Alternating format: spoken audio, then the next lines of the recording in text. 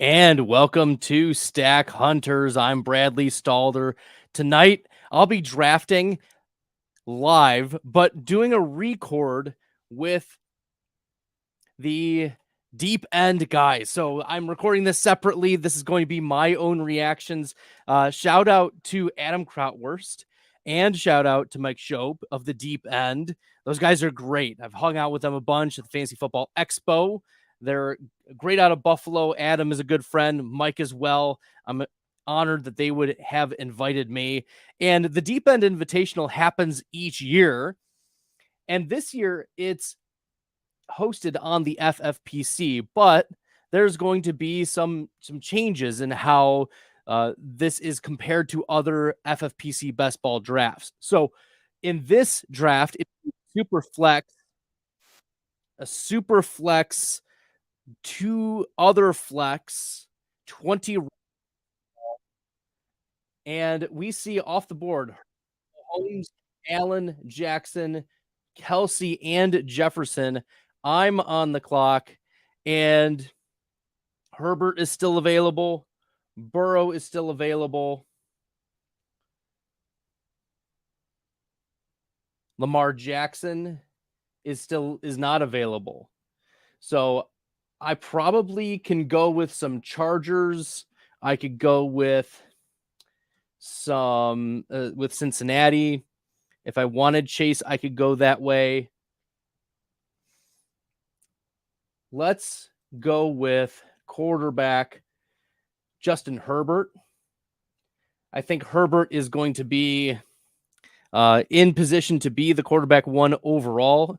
And to get him at 7th is phenomenal. So in the super flex, yeah, we like that, how that's turning out. After me goes Joe Burrow and Justin Fields.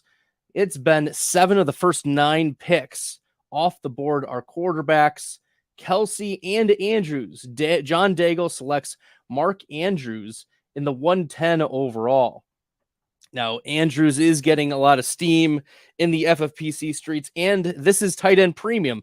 So we're going to have to consider how to attack this this tournament. Obviously, if you win this tournament, then you get I can't remember if it's a main event or if it might just be a Fantasy Pros entry. But either way, it's a big deal to be invited here. And I'm really honored that Mike and Adam would ask me to join them. It's pretty wild. We have not seen, Jamar Chase or Christian McCaffrey go off. The only non-tight end, non-quarterback to go off so far in the first round is Justin Jefferson to Kate at pick number 6 before me. I was thinking of Jefferson if he was going to be available, but that was not the case. JD, I believe, from the GOAT District is drafting 12. We've got a star-studded lineup here. Jalen Hurts goes to Pat Thorman at 1 overall. Stacey Perez selects Mahomes at 2. Josh Allen is selected by Michael Leone. 2 hats, 1 mic of Establish the Run. Todd Burrows, Best Ball NFL, selects Lamar Jackson. I love that pick. I like Jackson as the 4th quarterback off the board. And then Kelsey, Jefferson, and then I came back and took Justin Herbert, and then followed by Burrow, Fields, Andrews, Trevor Lawrence at the 111, and then Chase McCaffrey go off as well. So this is an exciting time. I haven't done many Superflex Best Ball drafts this offseason, but I'm excited to get into it here. We see Tyreek Hill is still available in the draft room. Yeah, and who are some other flexes that have not gone off the board? Austin Eckler is still available. Cooper Kupp, Bijan Robinson, Stephon Diggs, CeeDee Lamb, Amon-Ra, St. Brown, all still on the board. And we're waiting for Biplab Mandel here at the 201, selecting Tyreek Hill. Pretty solid selection at that spot. Daigle now up. And Daigle went with Mark Andrews at the 110. That feels a little spicy. But when else are you going to be able to get Mark Andrews? Usually he goes, between the 201 and the 207 in these drafts. I really don't see him go further than that in the FFPC streets. So we see Jefferson, Chase, Hill, Cup, McCaffrey, Deshaun Watson go off the board. And I'll be considering Saquon Barkley here. Stephon Diggs goes off the board. So I think we can go pretty comfortably with Saquon Barkley here. Yeah, let's go Saquon. I like that value. And then we'll be able to push running back a lot later. Saquon Barkley at the 2-6. So I start Herbert and Barkley with the push of those the clear tier of quarterbacks. Deshaun Watson goes as quarterback 9, and then we've seen 4 straight non-quarterbacks go off here in the second round. I'm looking and I see that so far there are only 2 teams with no quarterbacks, and that's JD, I believe, from the GOAT District at 12, Kate at pick number 6, and Mike Beers takes the Travis Kelce, Dak Prescott selection pairing. So Mike Beers gets a quarterback. And some quarterbacks that are remaining here. This draft is moving pretty quickly, faster than other drafts that I've done here on FFPC. Tua is still available. Anthony Richardson, Daniel Jones. I think that what I'm going to do in this best ball tournament is see how far I can push that quarterback to. We've been getting positive reports about Sam Howell. We've been getting positive reports about Brock Purdy, and Kenny Pickett just had a really good play to George Pickens. Jordan Love has gotten some love. So we will see who can fall or value as a value to me. Maybe it is Jared Goff or Russell Wilson. We'll just have to play the board. But Bijan goes off at the 209 in this draft, paired with Lamar Jackson for Todd Burrows. And we see Leone pairing Josh Allen with Tua Tagovailoa. Amon-Ra St. Brown goes as the wide receiver 6 right now to Stacey Perez. Amon-Ra, and then CeeDee Lamb goes at the 212. So looking at some players who are still available, Kirk Cousins is still out there. Geno Smith is still out there. Yeah, those are some pretty strong quarterback selections. We probably are going to have to start looking at flex plays. Okay, and we see A.J. Brown and Garrett Wilson go off the board. So Hurts, CeeDee Lamb, A.J. Brown for Pat Thorman. Stacey Perez goes Patrick Mahomes, Amon-Ra, and Garrett Wilson fills out the wide receivers at that spot. The next wide receiver off the queue, Devontae Adams. And then we see what are traditionally mid-second round wide receivers present in this draft. Jalen Waddle, Chris Olave, Devontae Smith, T. Higgins available. Let's look at the running backs. Chubb is available. Tony Pollard is available. I'll probably go one of Chubb and Pollard here. Daniel Jones is selected. So, yeah, I like a lot of the players that are currently available, but in particular, the running back. Okay, so Tony Pollard goes off. Nick is selected, and I'm kind of sniped there. That's fine. I was hoping I could get one of those two, but I think Kate is just queued up, auto-picked for next highest. So this is an exciting time. We're looking at a possibility of a second quarterback. Is there a tier break?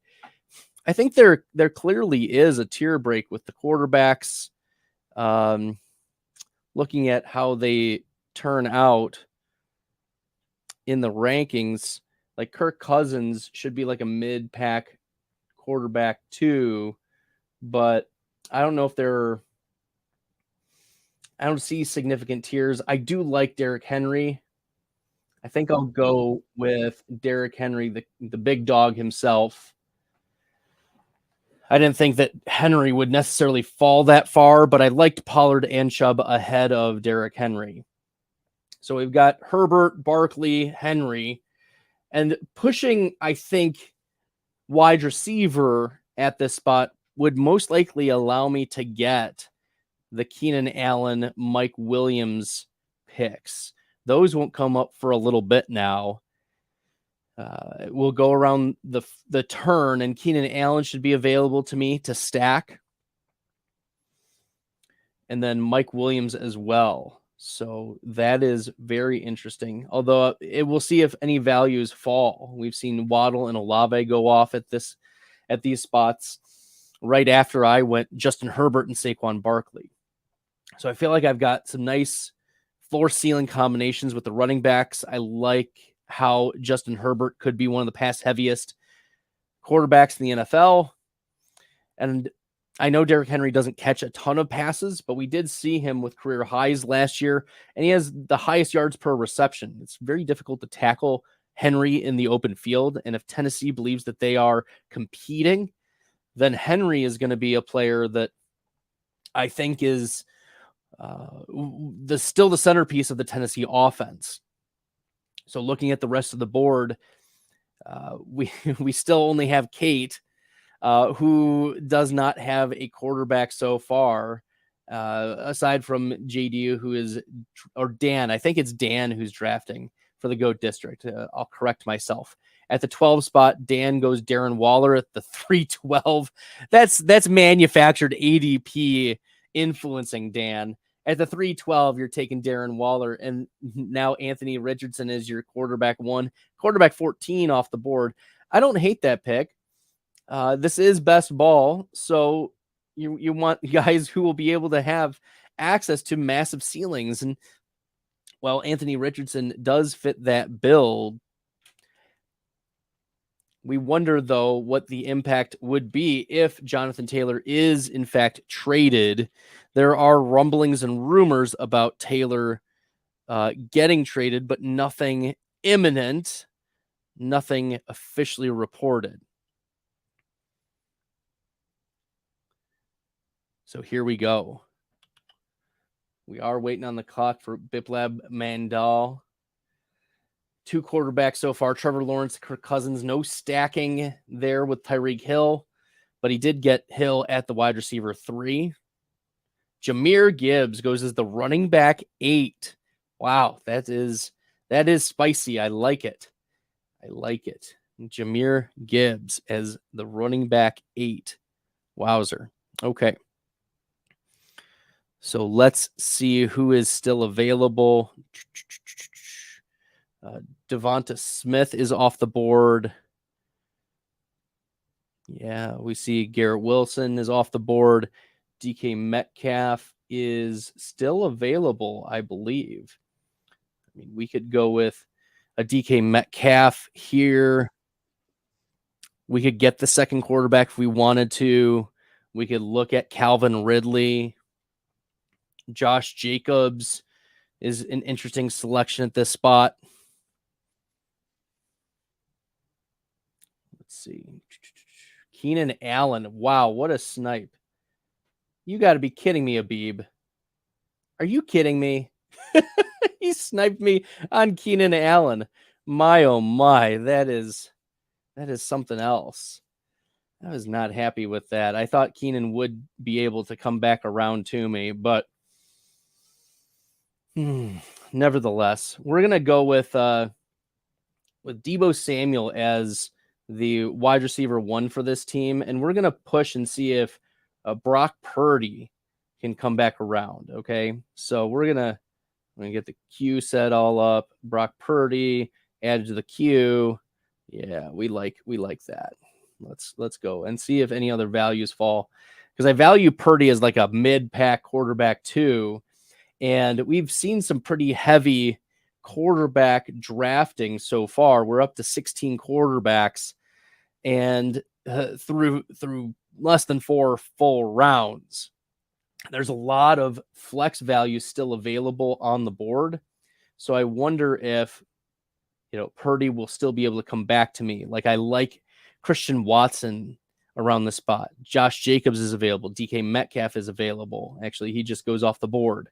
Najee Harris, Amari Cooper, Jerry Jeudy, who just suffered a significant hamstring injury. He is questionable for week 1 and probably on the wrong side of questionable for week 1. This is worth monitoring, the Jerry Jeudy news.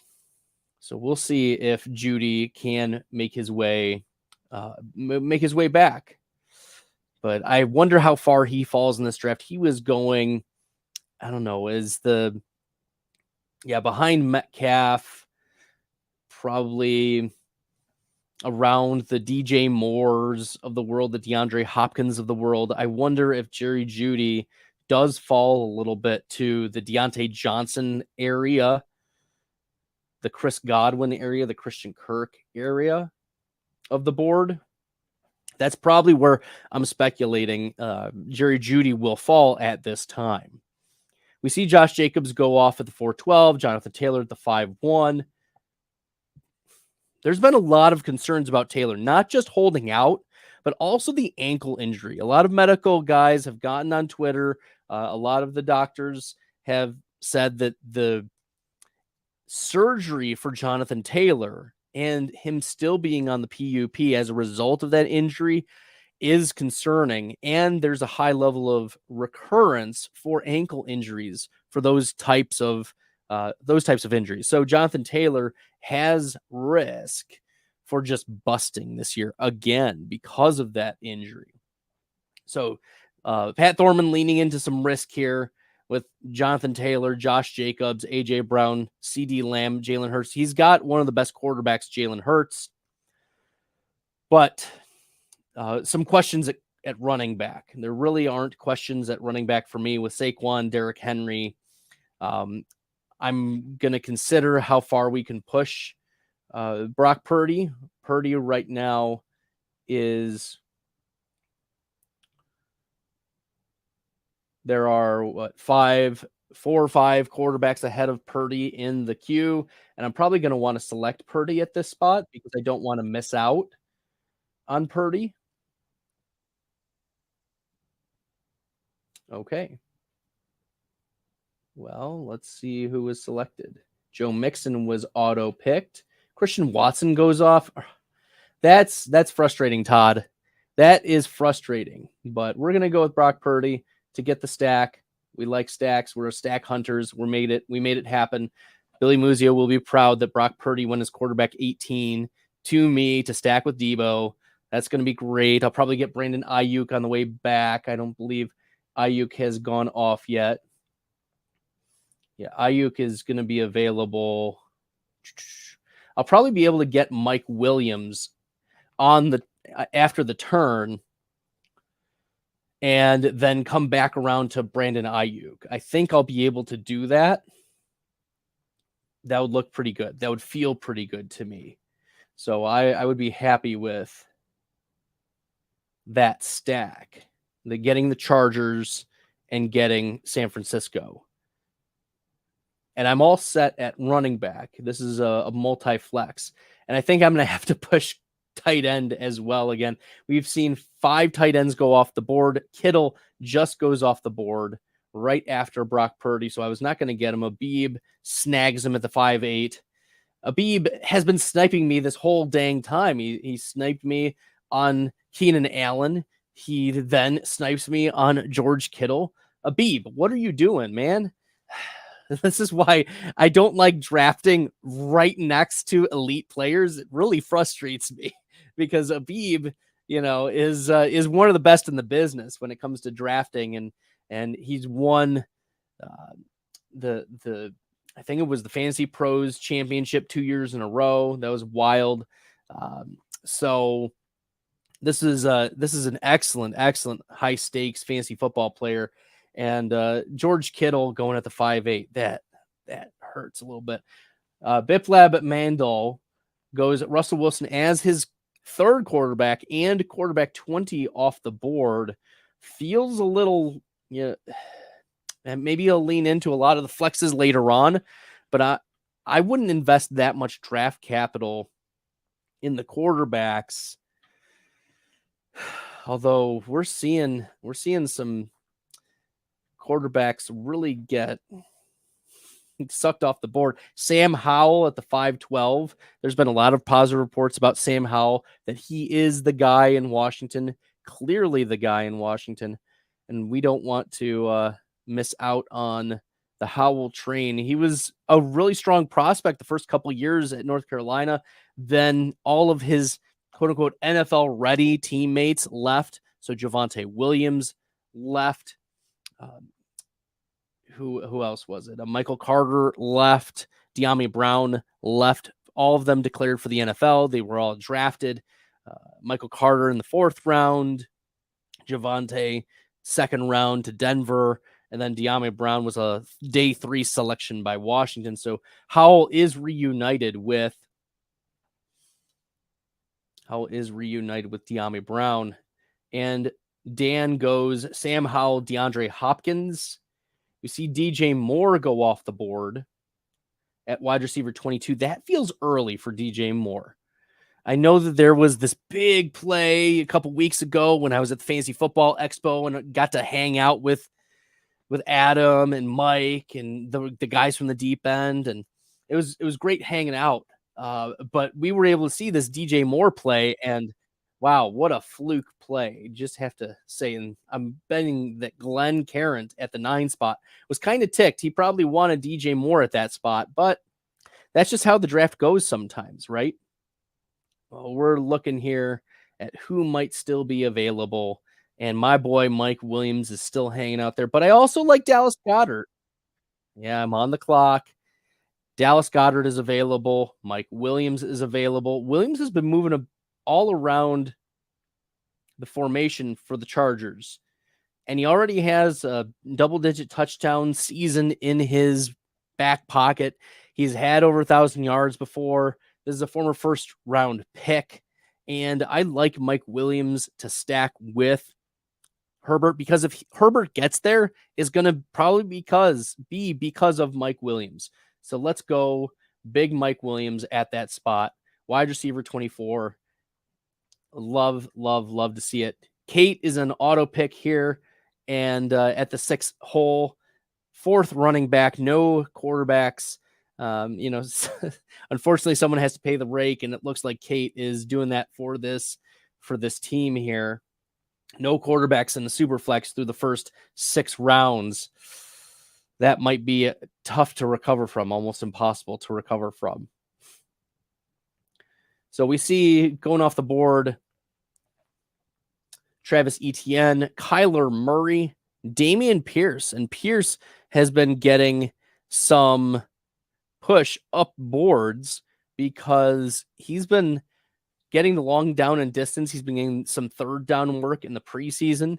So that is something that we need to continue to monitor.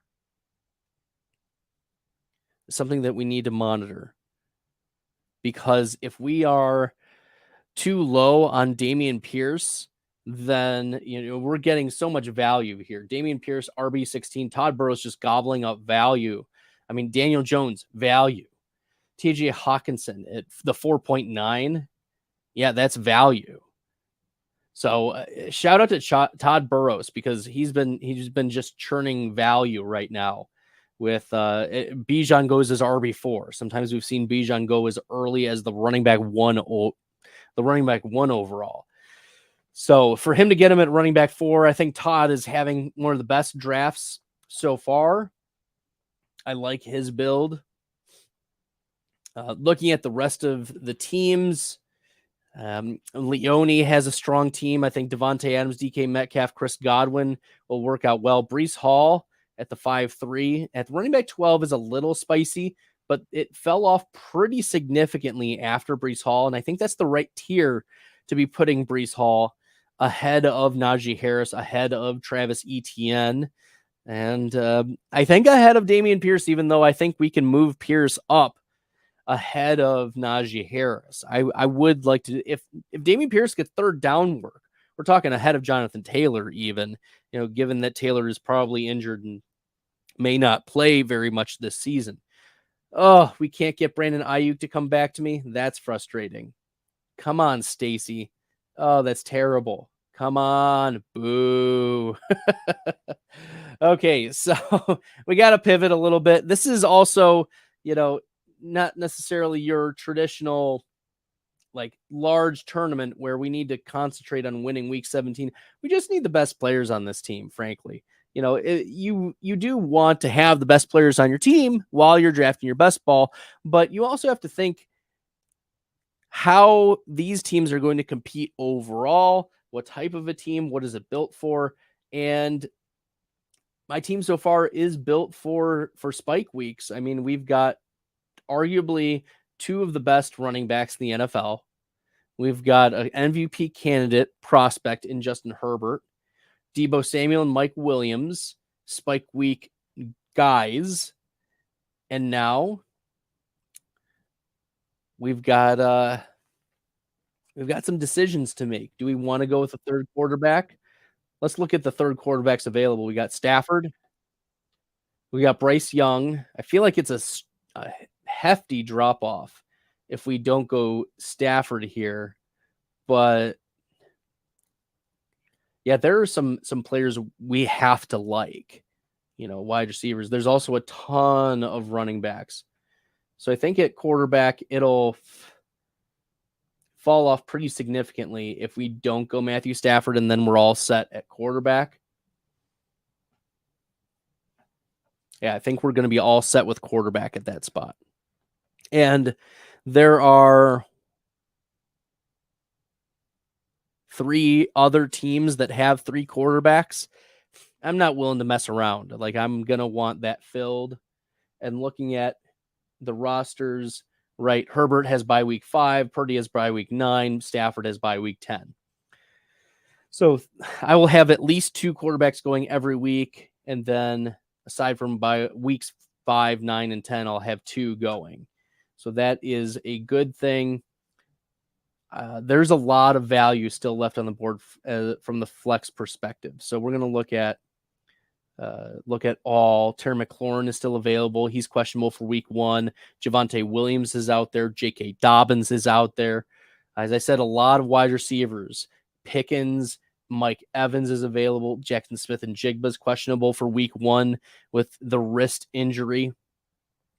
Jahan Dotson, as I said, Marquise Brown.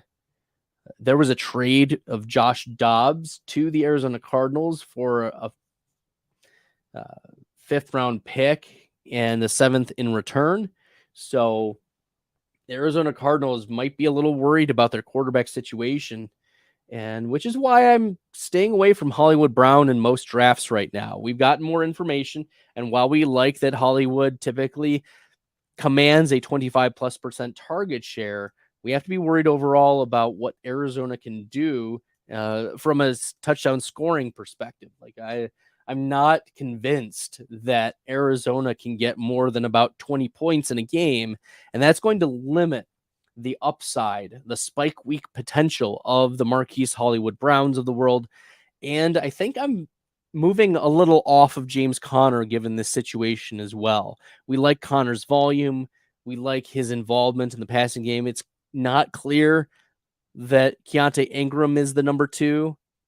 Maybe he is, but we're also uncertain of whether Keontae Ingram is any good. So I think that the balance of James Conner getting a ton of volume, even if it's on a bad team, might still insulate him a bit, but it won't get him the spike weeks that you want. So I am a little concerned that we will not be getting what we want from James Conner. In fact, looking at who is still available, James Conner is on the board and available, but not someone that I'm going to be clicking unless he falls, at least a round. Jahan Dotson goes off the board here at the 8-1. That looks pretty good. Jahan Dotson over Terry McLaurin, over George Pickens, over Mike Evans. That is a very interesting selection. I don't hate it. I do not hate that selection. Yeah, Dotson had a higher rate of top 18 weeks last year compared to Terry McLaurin, his teammate in Washington. And now we've got a new quarterback who might be favoring Jahan Dotson a little bit more, and especially with McLaurin now dealing with an injury. That's what we are looking for. Is wow, we got Jordan Addison going off right after Jahan Dotson. That's an interesting selection.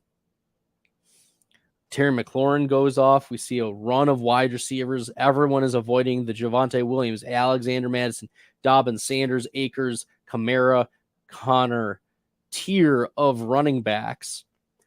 Pickens is still available. He's a possibility at this spot. Mike Evans is available. From a tight end perspective, Evan Ingram is available. Pat Freiermuth with Pittsburgh is available. We do see J.K. Dobbins, who would have been a selection consideration for me. But Abib is really thinking about this because he sees this tier of running backs, and maybe Javonte Williams is the answer. But given how far he's fallen, maybe Abib selects him. But he also probably looks and says, I could probably get a running back on the way back as well. Nope, it is Alexander Madison selected at this spot. We have to like George Pickens. He's a baller. Yeah, we have to like George Pickens. He's a baller. So we're going to select George Pickens here. We need some wide receiver support. Pickens at wide receiver 35 off the board. I like that value. In fact, Pickens was a top 30 wide receiver in terms of rate of flex weeks last year. So with an improved offensive line, with the ascension of Kenny Pickett, and George Pickens now being another year removed from the ACL tear that he suffered less than 2 years ago, I think Pickens is in a prime spot to be spiking pretty regularly. Yeah, we see now a running back run with Kamara, Montgomery, Javonte Williams off the board. Yeah, now I'm feeling pretty good about those the wide receivers selections. Debo, Mike Williams, George Pickens. I'm pretty happy with that. And now we've kind of stalled out with Stacy on the clock, deciding who to go with. Stacy sniped me last time with Brandon Ayuk. I was none too pleased with that selection, not allowing me to get Brock Purdy to stack, but instead Stacy goes interdivisionally with Jackson Smith and Jigba, wide receiver 36. I don't hate that selection. We've got Amon-Ra, Garrett Wilson. I like how this team is structured. Mahomes has high upside. Jared Goff has a high upside. Derek Carr is a high-ish floor type of quarterback. Thorman's probably kicking himself taking Jimmy Garoppolo at quarterback 27, but and the fact that Devontae Adams was there at the 3-1, he could have taken Adams. It's interesting that A.J. Brown, was the selection over. A.J. Brown was the selection over Devontae Adams.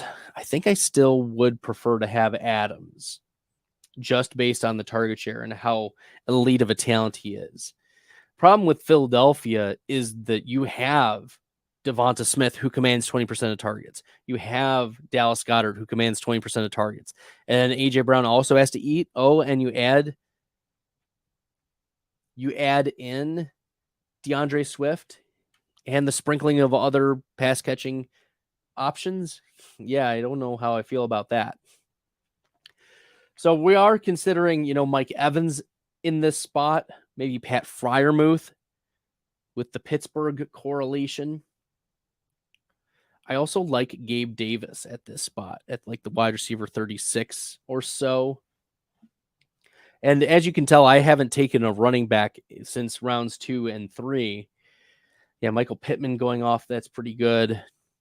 After Zay Flowers, I don't know I don't know where I want to put Zay Flowers for the rankings because I love his talent. He's been getting a lot of buzz. First round pick out of Boston College. He dominated at Boston College, but unfortunately Zay Flowers is also on a low pass volume team that has Mark Andrews ahead of him, that has to compete with Rashad Bateman on the outside. It has to compete with Odell Beckham.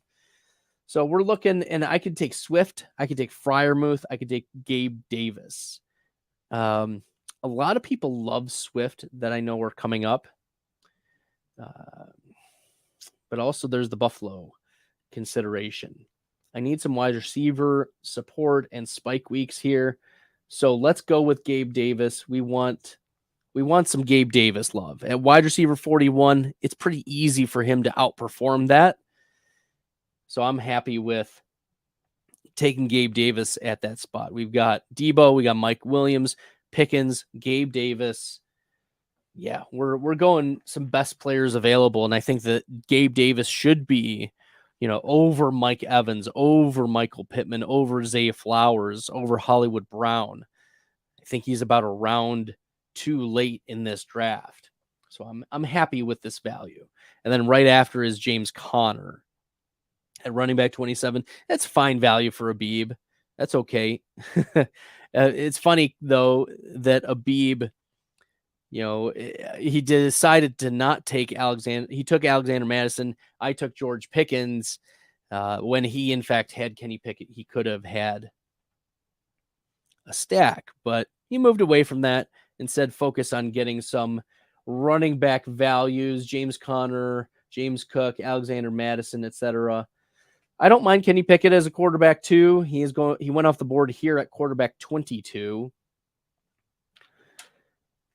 And we'll continue to go from there. I mean, I'm just going to continue to smash these high upside plays. Pickens has a high ADOT. He's a big play touchdown type of guy. Mike Williams, Debo Samuel as well are high spike week guys. I have Debo as projected wide receiver 3 overall. And that feels, spicy, but I like Debo's role in year 2 with Christian McCaffrey and Brock Purdy. And you have to remember last year, yes, it was a bad year for Debo Samuel, but he still had a median 25% target share. Yes, that's Debo. That's Debo Samuel. So I'm here for Debo being, my wide receiver 1 in this build. I was happy with getting Gabe Davis as the wide receiver 4.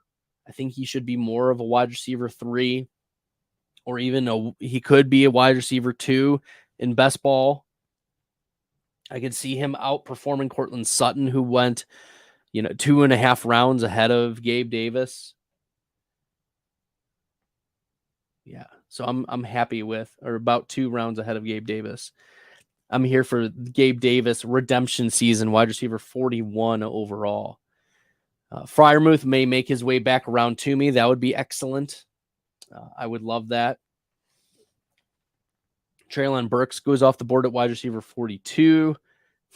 That's an interesting selection, given that he is questionable for week 1 with the LCL injury that he suffered in the preseason. So we'll see who might take Freiermuth off the board. That's a player that I'm targeting at this spot, because I think that there is a big tier break from Freiermuth to the next tight ends. You've got David Njoku. You've got Dalton Kincaid, who could be good. Dalton Schultz, Tyler Higbee. Yeah, it really falls off tier-wise after Pat Freiermuth. So I would very much be interested in selecting Freiermuth at this spot. If Freiermuth gets selected, we've got some other options here. I could stack Quentin Johnston as my wide receiver 5, stacking with Justin Herbert. That would be my chips in play for the LA Chargers, that Johnston becomes the play. But maybe we push Quentin Johnston a little bit and see if he comes back around. Nope, we're going with Pat Freiermuth here. I love that value. Oh, yes, and it correlates with George Pickens. Thank you very much. This is twice now that Abib has passed on Kenny Pickett stack options, for Freiermuth and George Pickens. Like, So I don't know. I'll have to talk with the Beeb afterwards and figure out why he was passing on the Pittsburgh guys at value as well. I mean, I think I reached a little bit for Pickens, but to take Alexander Madison there, I mean, it could be really disgusting. It could be real gross. So I'm worried. Okay, so we see Bryce Young goes as Kate's first quarterback off the board. that that saves Kate a little bit because Kate had not selected a quarterback up until round 10. We'll see if that pays off for her. Nevertheless, we're looking, and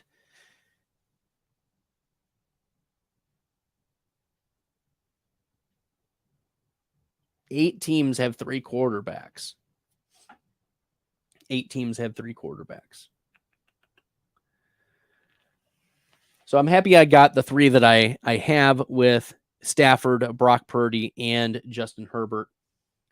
2 pocket passers, and then Herbert, it's a little bit more mobile. I wouldn't call him like anything Konami coder or anything like that, but Quentin Johnson goes off. Are you kidding me?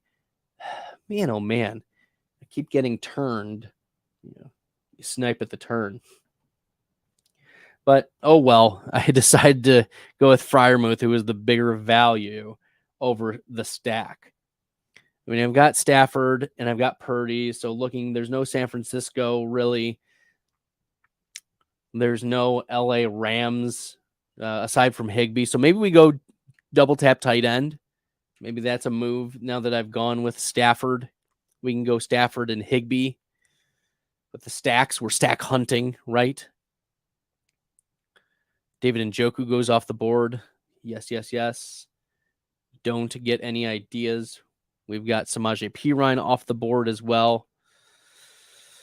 And I think I'm going to go with the Tyler Higbee, Matthew Stafford stack here. It works out with the ADPs. Works out with ADPs. It also works out with the stack. I get my second tight end, Tyler Higbee, in a condensed target share. Yeah, give me Tyler Higbee. There we go. Okay, so we've double tapped tight end. We've got 3 quarterbacks. I need to just start hammering wide receiver, and I can do that in the comeback round. And looking at the wide receivers available when I come back around, we're talking Bateman, Beckham, Jacoby Myers is available. Those are some players that I would be interested in selecting from the wide receiver position that are coming up on ADP. I also probably, I can look into some running back depth at this spot. Charbonnet is still out there, but Bateman goes off the board. That's a little disappointing. We can go some Charbonnet. We can go Tank Bigsby, Jalen Waddle. I've been selecting some Devon A-Chain here and there, but I want to see his value fall a little bit because we got some negative news. He's questionable for week 1 with that shoulder injury. He's week to week. So we will see if that is the case. Kenneth Gainwell has jumped up boards. Tyler Algier is there as well. Pretty happy with how this is turning out. I think that there are, going to be weaknesses at every team's position, but solidifying tight end with both Fryermuth and Higbee, getting some high spike week wide receivers, nailing my running back room with Barkley and Derrick Henry, and then solidifying my quarterback 1, Justin Herbert, with 2 solid quarterback 2s, Purdy and Matthew Stafford. So I'll probably take Tank Bigsby here if he comes back around to me. We saw Marvin Mims go off here at the 12-1 in light of the Judy news and Sean Payton's affection for Marvin Mims. I mean, he traded up in the second round to gain Mims. That would be something. All right.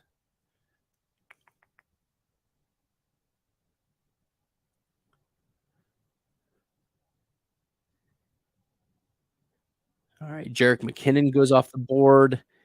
Rashad Penny. not sure who Abib would want to select here. There's a few options. Chiga Conquo has been rising up boards. He played almost all of the snaps for Tennessee. So maybe we go some Chiga Conquo if Abib passes here. Ooh, Dalton Schultz. So it's Tank Bigsby or Chiga Conquo for me at this spot. I'm usually a screw tight end guy, and I could use the running back depth. Tank Bigsby, if anything happens to ETN, Bigsby would take over that role, and I like to select him for that reason. So we're going to go Tank Bigsby. I like Bigsby at running back 42. Chiga Conquo goes off right afterwards. Auto selected by Kate. Yeah, as I said, Okonkwo was playing the majority of snaps. So my concern with Okonkwo last year was that he was barely able to push over, Austin Hooper. But instead, now this preseason data is indicating to us that Okonkwo is not just going to be a situational player. If he improves in his pass blocking, then that's going to be a massive, massive shift for Okonkwo, and he can become not only an every down elite tight end, but he can become a massive value that can lead teams to fantasy championships. So I like the Chiga Conquo data, the news that came out, and I'm not regretting my selection of Tank Bigsby, but that he went off right after me is disheartening. So there we go.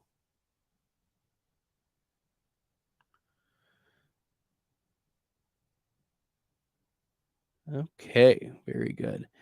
Well, we had some massive thunderstorms come through the Detroit area last night.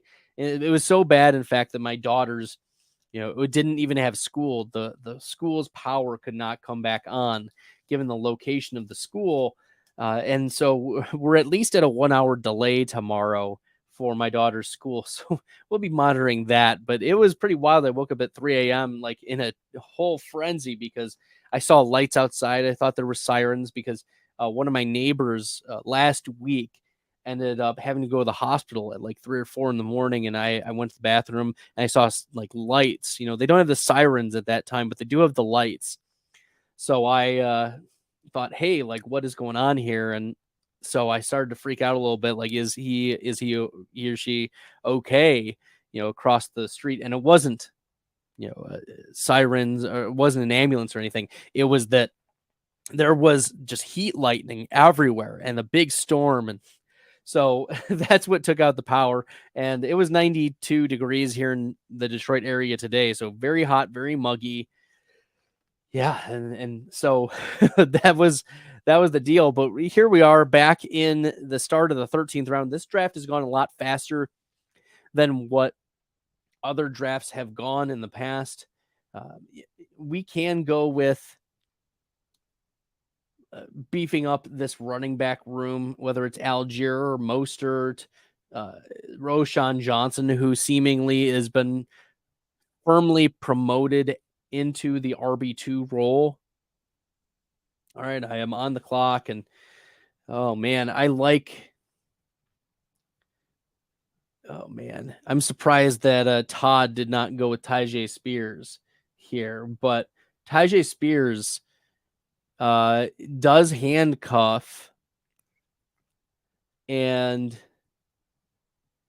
I'm deciding whether or not I want to handcuff. I usually don't handcuff, but Tyjae Spears would be very interesting. We're going to go with Tyjae Spears and see if we get some running back value on the way back or some wide receiver value. I like Zay Jones at this spot. I like Darnell Mooney.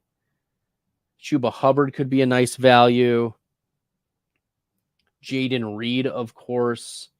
Hunter Henry, Tyler Conklin. Like, I'm just staying on brand, frankly. You guys, I'm sure you've seen plenty of my drafts. Roshan Johnson, of course, needs to be in the queue. Kendre Miller is a nice value. Luke Musgrave is getting starter snaps, so he should be a tight end consideration at tight end at 19 or later. Yeah, even though I have 2 tight ends, he could fill in pretty nicely. Roshan Johnson does go off. That's disappointing.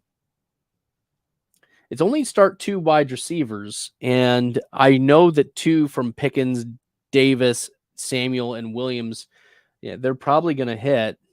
I mean, Debo was a flex play at a pretty disappointing rate last year, but Pickens was pretty good. Gabe Davis was pretty good as well, despite some real dud games for Gabe Davis. I think I do want to go with a Zay Jones or Jaden Reed at this spot to fill in some more wide receiver depth. And especially because we see some running backs go off the board right now. I've hit on the 2 running backs that I have. I have those backed up pretty well. Saquon, Derrick Henry, Tank Bigsby, Tyjae Spears. Yeah, I like those players. I'm probably going to have to go with, Zay Jones and or Jaden Reed. Probably Zay Jones based on how the ADPs are lining up and probably what I'm going to be able to get Jaden Reed come back around in the 15th round. So Zay Jones would be my selection here if we can get around to it. After my pick went Jonathan Mingo. I'm not a big Mingo guy, but he is starting for Carolina. And then Gerald Everett at tight end 18. I don't hate that selection either. Everett is a guy I've been drafting a little bit of.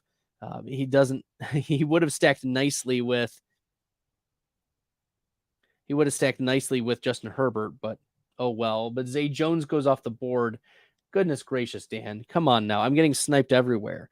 I got sniped on Quentin Johnston and Brandon Ayuk and now Zay Jones, just guys that I wanted to take, and instead we're not taking them. Fine. So be it. Jaden Reed is still available, even though that might be a little bit of a reach. Ty Chandler should be on people's radars. Okay. No, I do not want DJ Chark.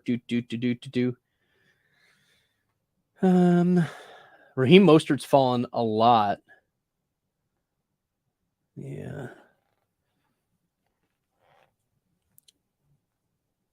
We're like in the 160s, and Cole Kmet came back to practice today. I know this is a tough one. Because I do want some wide receiver support. Jameson Williams is still out there. Tyler Boyd, Rondell Moore. I can't really afford to take zeros, and Jameson Williams for 6 games at least is going to be a 0. I think that's one thing that I learned from last year in these smaller tournaments is you can't afford to be taking zeros. So let's find a player who's not going to be giving me zeros. And I think Darnell Mooney would put himself in a spot where he could be interesting, gets 20+% target share.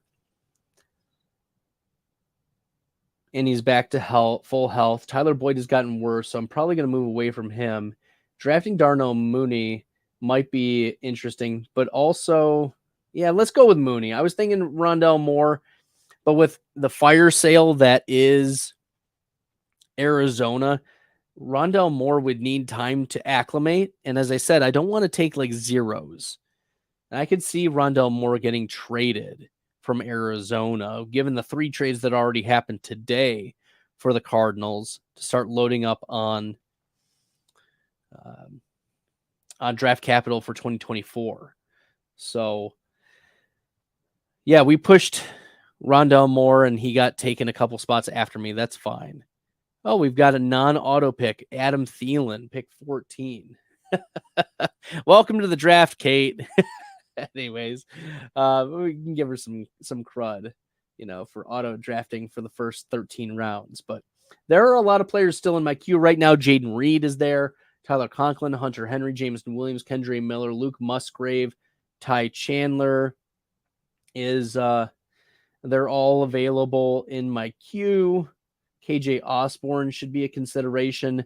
Given the high pass volume of the Minnesota Vikings, Osborne is a candidate to be getting 100 targets. It might not be sexy. It might be kind of ugly. But even as the wide receiver 4, Osborne could do it. He could be the 4th player to get that type of target volume. I'm also looking at like Clyde Edwards-Helaire, Kyron Williams as late running back option, Isaiah Likely, of course, as a late tight end option, Michael Wilson late. Let's see. Dawson Knox as a late selection, Chris Evans. I'm just listing some players. Ooh, Sean Tucker. Sean Tucker is running with the ones, y'all. This is news. This is a big deal. And one thing that, if you follow me on Twitter, you'll know that I run the news desk for the Roto Underworld. And the news desk was very interested. We want to know,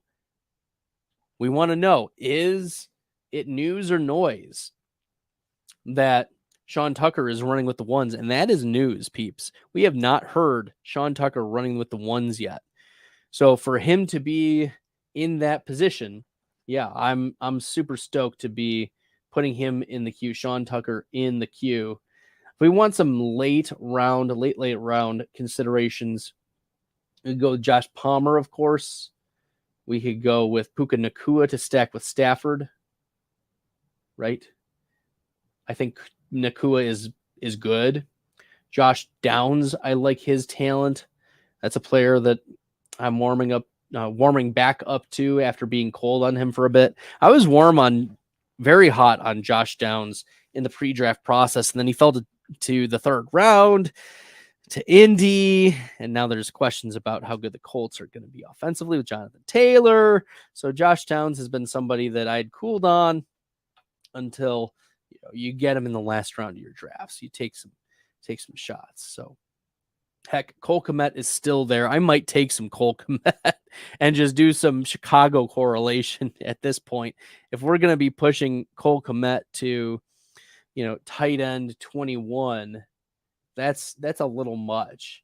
I mean, looking at the research from last year, the tight end rates were very interesting. In fact, Cole Kmet was tight end 7 in rate of top 5 weeks among tight ends. So you want spike weeks? Cole Kmet was the guy. He was ahead of Njoku and Juwan Johnson, ahead of Taysom Hill, ahead of Darren Waller last year, ahead of Goddard and Everett in terms of those top 5 weeks. And then even in terms of, flex rates, Cole Kmet was still tight end 11 in rate of games he was at least a flex play for you. So that's pretty good. That is pretty good. I know they brought in Robert Tonyan, my boy Robert Tonyan, but Cole Kmet is Notre Dame guy, go Irish. Yeah, I think I need to go Cole Kmet here, given the value. Yeah, we're gonna draft some Cole Kmet here. I was not expecting to do that, but correlation with Darnell Mooney. And shame on the Fields drafter for passing so much on. Shame on the Fields drafter. Who took Fields? Glenn, shame on you for not taking Gerald Everett instead of letting me have Gerald Everett. Thank you very much.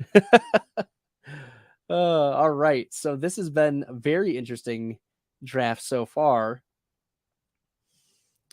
Right now I have let's get this down. We have 3 quarterbacks. I selected Justin Herbert, Brock Purdy, and Matthew Stafford. Then I want Barkley, Henry, Bigsby, Spears as my running backs. My wide receivers, Debo, Mike Williams, George Pickens, Gabe Davis, Darnell Mooney. And my tight ends, Pat Freiermuth, Tyler Higbee, and Cole Kmet. Ooh, Jaden Reed goes off the board. That stinks. That really, really stinks. But nevertheless, we have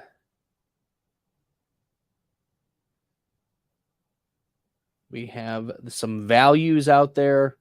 We've got some correlation, Pittsburgh and Chicago correlation. I've got a handcuff. I've got Mike Williams and Herbert stacked. I've got Purdy and Debo stacked. Yeah, as I said, I've got Ty J. Spears, the handcuff to Henry.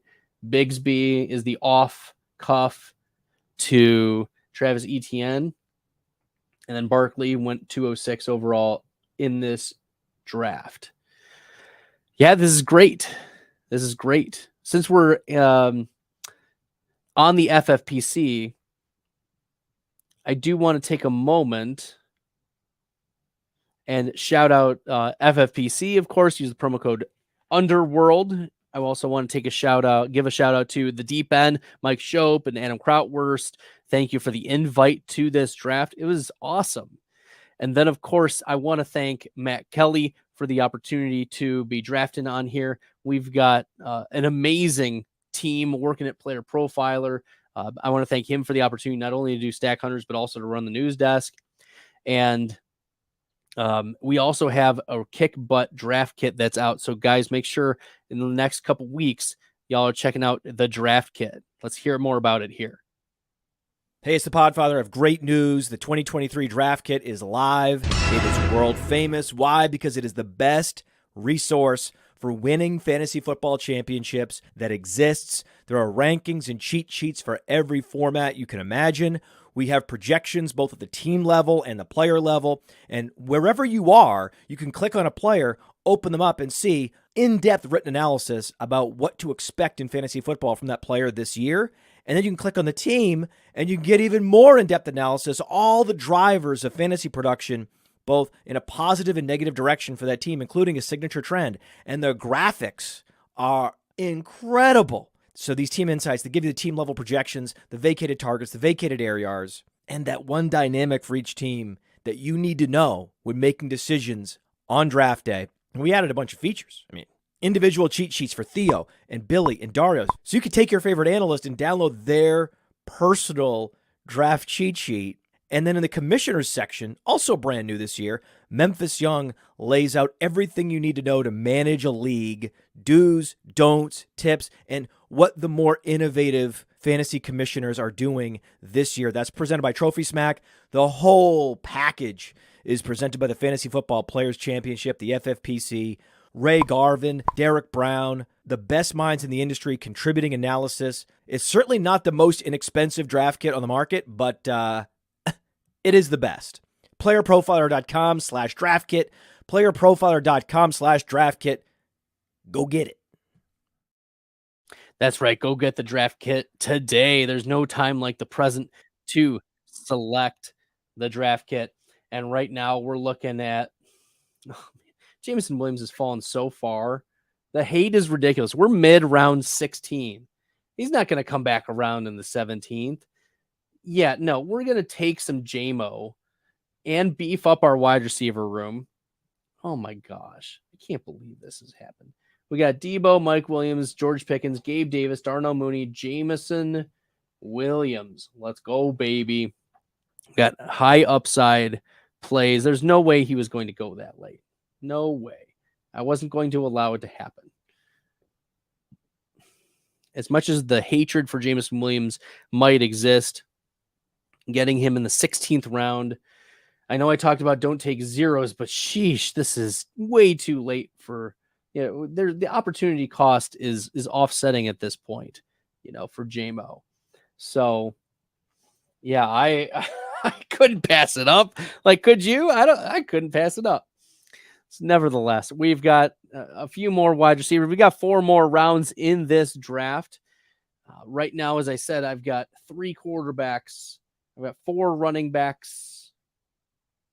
I got 6 wide receivers and 3 tight ends. We're looking pretty good here at the tight end position. We're looking pretty good at the quarterback spot. We're just going to continue to beef up the wide receivers and running backs in this room. Yeah, we've got Barkley and Henry, who are hopefully going to bring me home. And then I think just hammering high upside wide receivers, maybe throwing in a Kyron Williams. If he can come back around to me, that would be nice.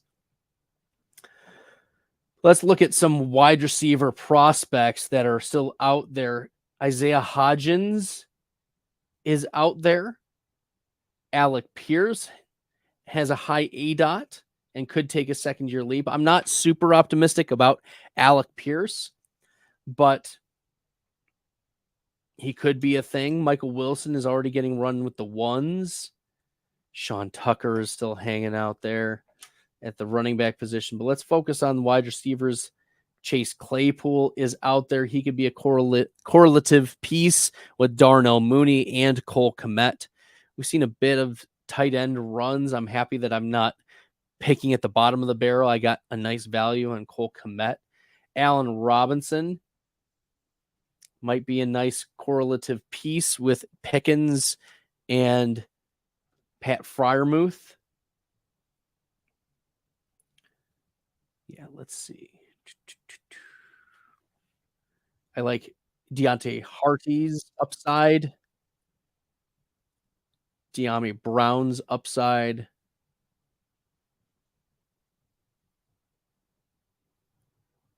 I am on the clock and looking at all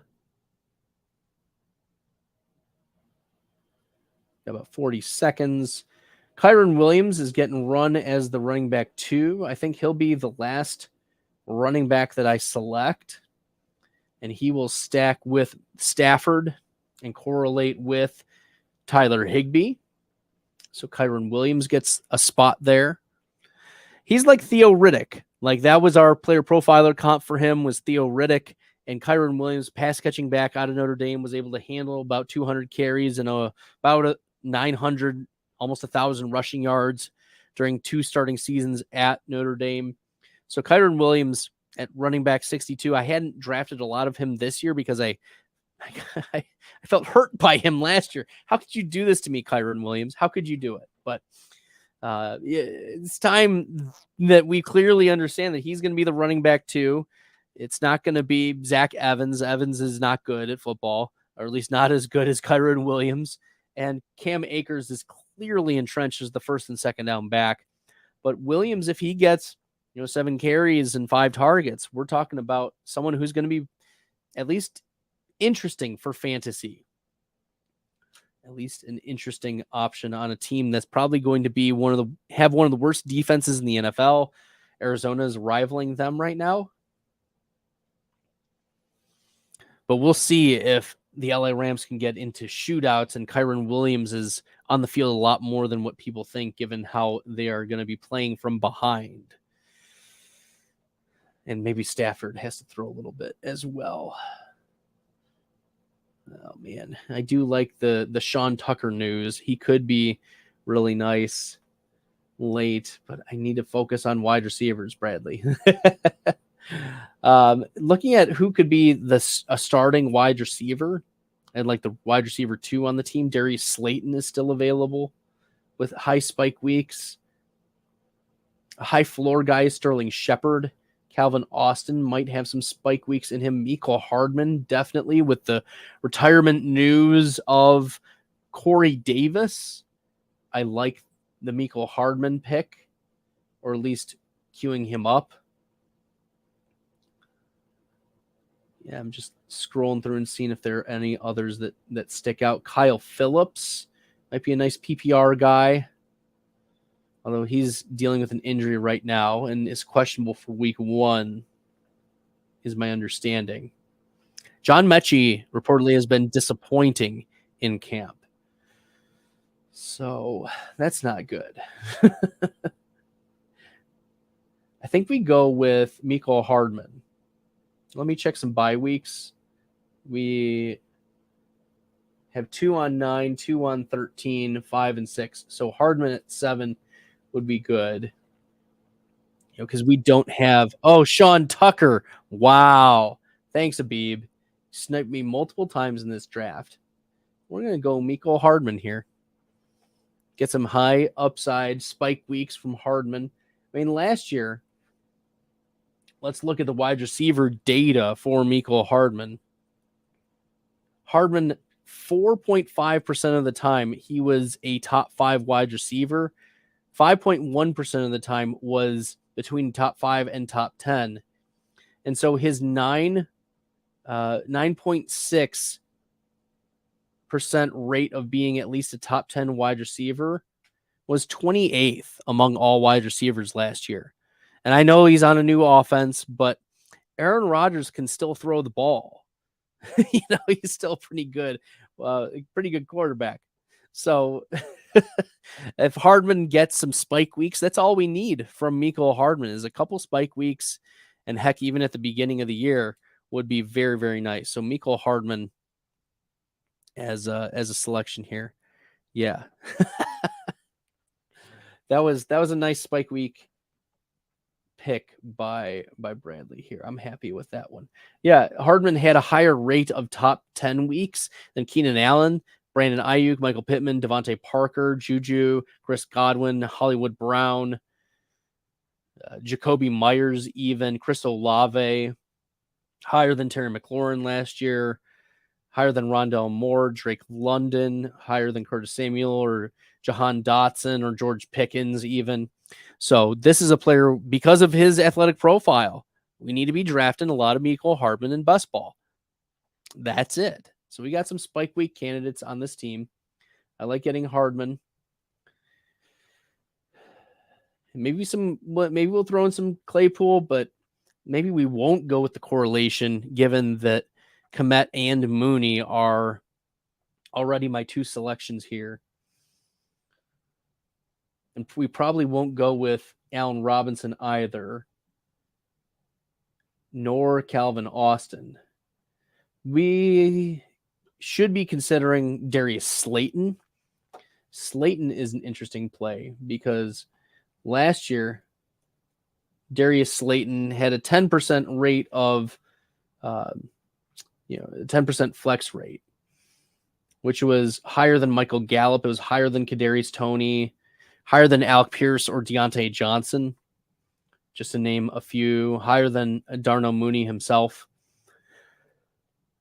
So I'm happy with how this draft is turning out. I do feel a little lower on wide receiver. I'm banking on Debo being the wide receiver one that I need to bring me to the promised land, and then just rotating through wide receiver 2 and 3. There's no wide receiver 3, but the flexes. And I feel pretty solid at tight end. I'm happy with how tight end turned out for me. I get some high floor guys with Pat Freiermuth and Tyler Higbee and Cole Kmet. Nice values as well.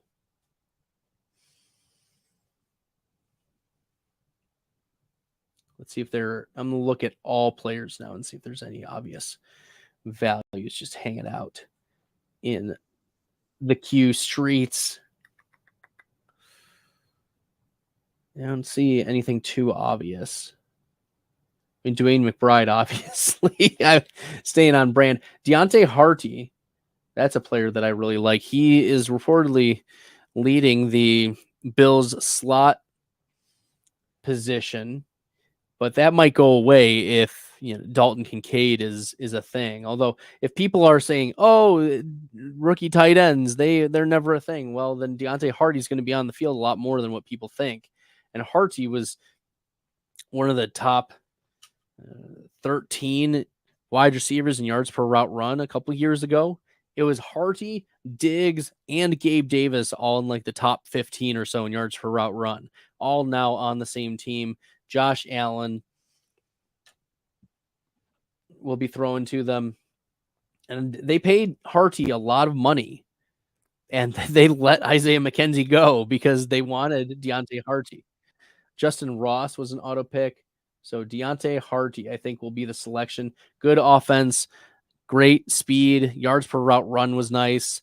If he can stay on the field, that could be really valuable. So I'm happy with that selection.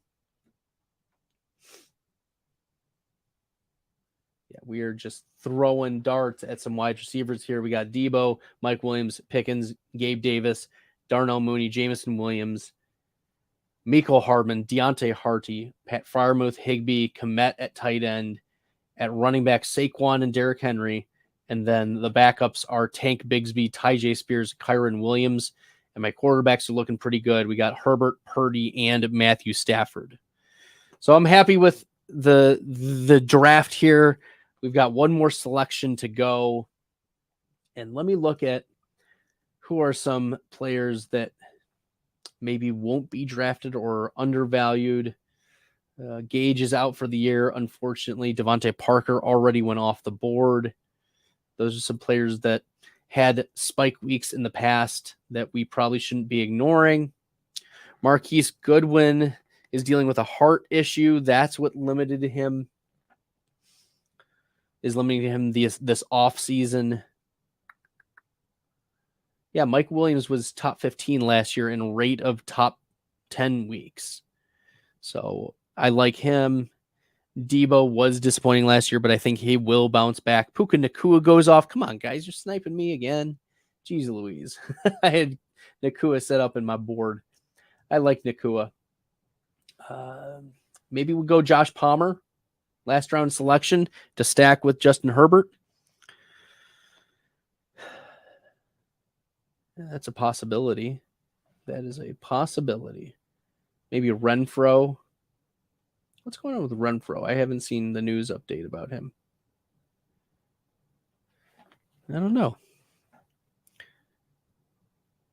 He's questionable. I think he missed practice last week, maybe earlier this week. We could go with Palmer, Renfro. I feel like a lot of high floor possibility guys. Like Allen Robinson last year. I said I wouldn't go back to Robinson. But last year, Allen Robinson was 23% of the time at least a flex play. That was better than Ayuk. It was better than Juju. It was better than Debo, right? Better than Drake London. So, but I'm not going to do it. I'm not going to do it. There's a case to be made for Greg Dortch. Yeah. Why don't we add Dortch? If we were out on Rondell Moore, I think we need to be in on Greg Dortch. Especially if there's uncertainty at the quarterback position, there's going to be a lot of leaning on these close to the line of scrimmage guys like Trey McBride, like Greg Dortch. If Rondell Moore is still there, it's going to be Rondell Moore, sure. But I don't think Hollywood Brown's ADOT is going to be very high. Wow. All right. We go Leonard Fournette in the last round. That's what I see. Taysom Hill goes off the board. I like Taysom Hill. Yeah, I've drafted a lot of Taysom Hill. Probably too much Taysom Hill. The spike week potential is just there, though, and you can't ignore it. He can play so many positions. And looking, yeah, late. At wide receiver,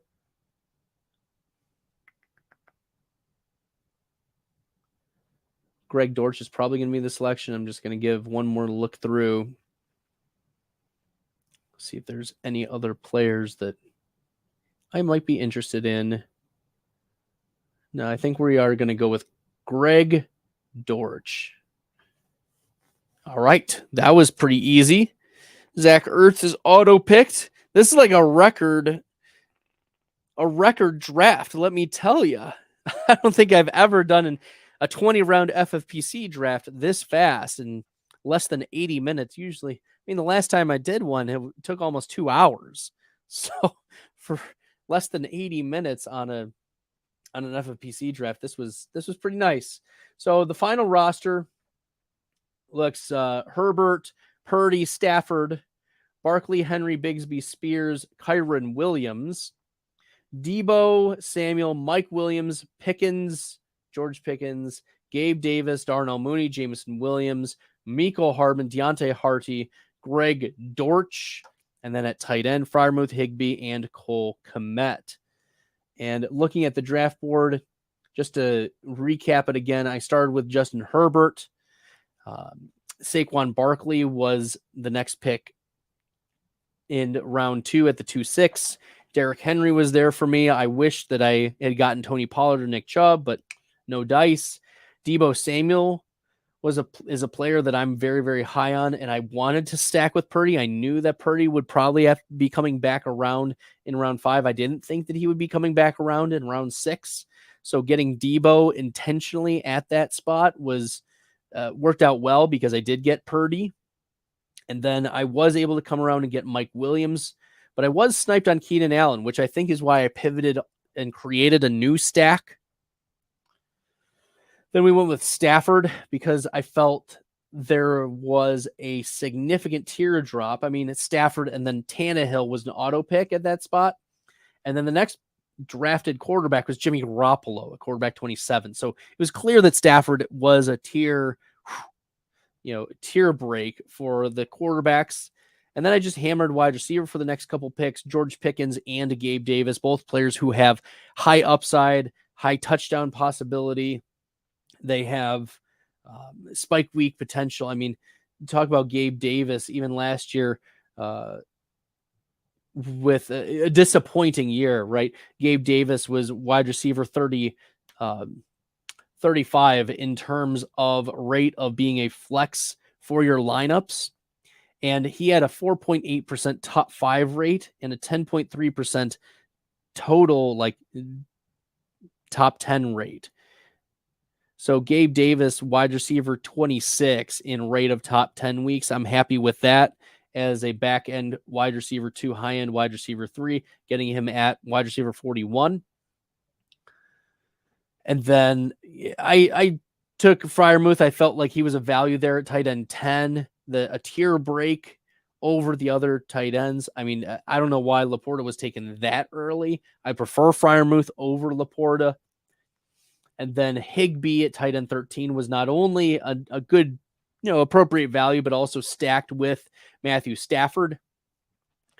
And then I went with some running back insurance, Tank Bigsby, Tyjae Spears, and then a hammered wide receiver for most of the rest of the draft. Darnell Mooney in round 14, Jameson Williams 16. Jameson Williams in the 16th round, that was a big value.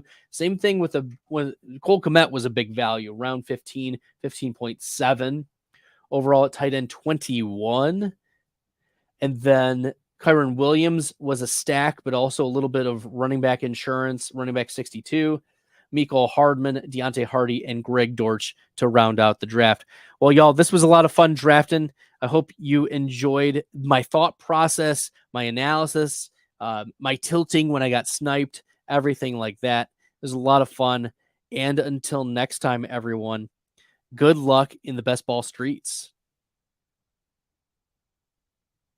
Hey, I want to take a moment to thank you for tuning in. It's important to me that all of our media be free. This is only possible because of you allowing a true independent sports media enterprise to thrive unlike any other in the business.